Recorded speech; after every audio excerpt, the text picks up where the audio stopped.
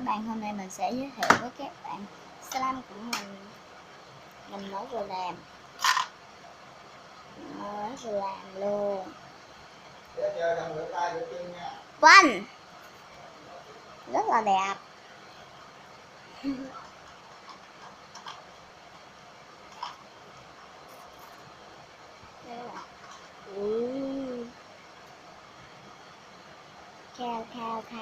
Khao bạn Anna thích lắm hả?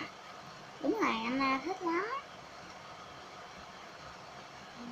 Nó dẻo ra.